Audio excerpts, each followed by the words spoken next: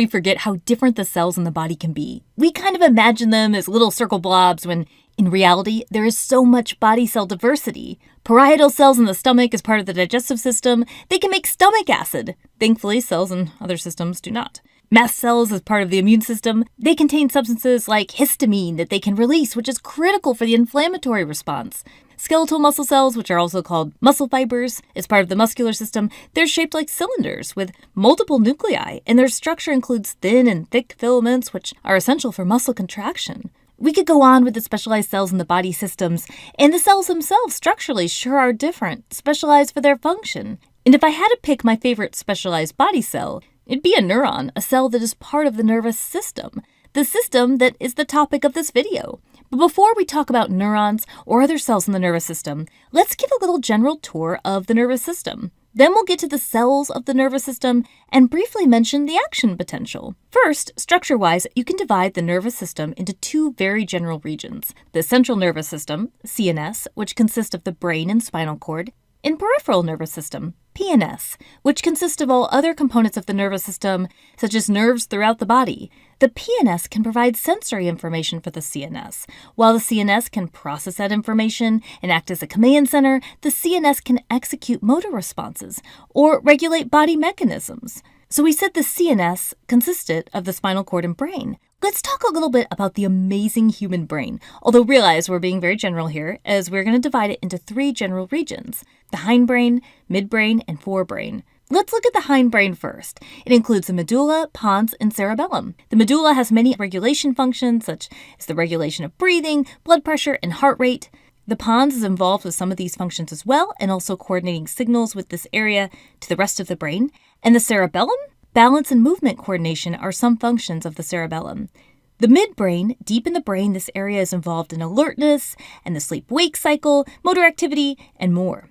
If you've heard the term brainstem, this includes some of the structures we just mentioned, the medulla, pons, and midbrain specifically. Finally, the forebrain. Most notably, this includes the cerebrum, which itself is divided into two hemispheres, right and left.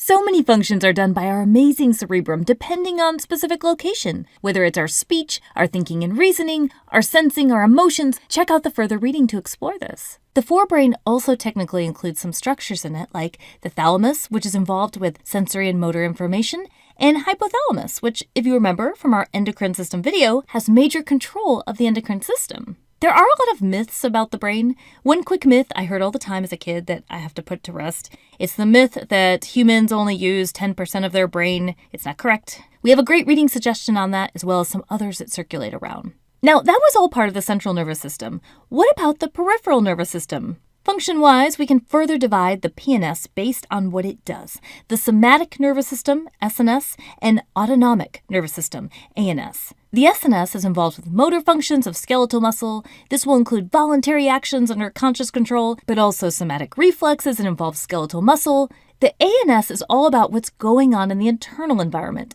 in regard to gastrointestinal or excretory or endocrine or smooth or cardiac muscle, and it also includes autonomic reflexes. And the ANS itself can be further divided. I know, there's a lot of dividing, but stay with me. The ANS can be divided into the sympathetic and parasympathetic systems. The sympathetic system, the shorter word of the two, helps you remember it's part of the quick fight or flight response. I know the whole running from a bear is a very popular example. For me, it'd be more relevant if I was face-to-face with my personal nemesis, the copy machine, which I may or may not have had some very bad experiences with before, and the bell that just rang so you know you have 60 seconds to get your copies, but it's making crazy machine noises and giving you vague warnings. This could also activate your fight or flight response, a response that can cause your heart to race and breathing rate to increase and some things to not be as active, like the digestive system, because if you're desperately trying to run from a bear or take on the copy machine, you don't really need to be digesting food at that moment, right? The parasympathetic system, longer word, this is often called rest and digest. Heart rate will decrease, digestion will occur, again, rest and digest. Many times these two systems can therefore have opposite effects on the same organ. So let's talk about two major types of cells in the nervous system that makes up nervous tissue. That means these are cells that you'll find in the central nervous system and the peripheral nervous system. Most of the time, neurons are what come to mind. There are different types of neurons, but to focus on general neuron structure, you have the cell body, nucleus and most organelles are here. There are dendrites. Generally, these branch structures are where signals are received. And you have the axon. I like to think away axon because axons are the fiber where normally a signal will be carried away to some other cell.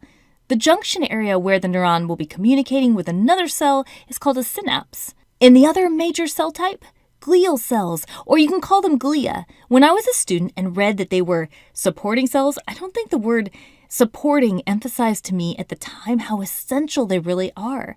Structurally, there was a lot of emphasis on how they actually help the neurons connect in place. The word glia comes from a Greek word that means glue, but glia have huge roles, and they are so much more than that. Some glial cells keep a balance of certain chemicals in the space between cells, essential for signaling, and maintain the blood-brain barrier, which keeps a lot of substances in the body from getting into the nervous system. Some glial cells make myelin, which goes around the axons of neurons as something called a myelin sheath. It insulates the axon and the transferring of the signal. Some glial cells produce cerebrospinal fluid, which is protective to the brain and essential for homeostasis, as well as many other critical functions. Some glial cells have important immune function in the nervous system.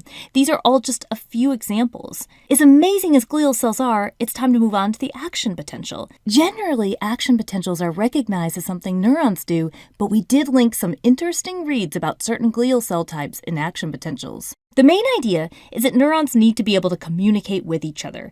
And to do that, they've got to be able to receive a signal in the dendrite and carry it down the axon. And they need to do that fast, like less than 2 milliseconds fast. The action potential makes that possible. We can't talk about an action potential without talking about what the neuron is at rest, meaning when there is no signal being carried, at rest, a neuron has something called a resting potential. The resting potential of a neuron is more negative than its surroundings. In fact, it can be measured. It's generally around negative 70 MV. Yes, MV, which is millivolts, it has an electrical charge. That's because there are ions involved, inside and outside of the cell. Ions like chloride, sodium, potassium, certain anions. Specifically, sodium, Na+, and potassium, K+, play huge roles in keeping the resting potential. They should sound familiar because we talked about the sodium-potassium pump in another video, and that is a pump that helps maintain a neuron at resting potential. At rest, generally the sodium concentration, Na+, is higher outside of the cell, and the potassium, K+, concentration is higher inside the cell. How can we remember that? How about it's cool to be K+ resting in the cell, but overall at rest, the neuron is more negative inside compared to its surroundings. So, let's say the dendrite of the neuron receives a signal. This can generate an action potential along the axon. An action potential is going to rapidly change the charge in the neuron along the axon. The signal carries from one area of the axon to the next. Ion channels open, allowing Na+ to flood inside the first region of the axon. Recall Na+ is a positive ion. This event is called depolarization, as the electric charge is becoming more positive in the axon as Na+ floods in, and most K+ channels at that moment stay closed. This spreads to the next region of the axon and carries along. As the action potential spreads to a new region of the axon, the old region where the action potential already occurred will start to be restored back. To learn more about the different channels that open and close to achieve this amazing feat, or specific events like the undershoot or refractory period, check out the further reading links in the video description. Eventually, we hope to have an entire video on this process. The 2 things to point out about the action potential. Number 1, if neurons are myelinated, meaning they have myelin sheaths that insulate the axon and assist with the transfer of the signal, the action potential can actually jump from node to node, the nodes being areas where it's not myelinated. And number 2, important to realize, the action potential is considered an all or none thing.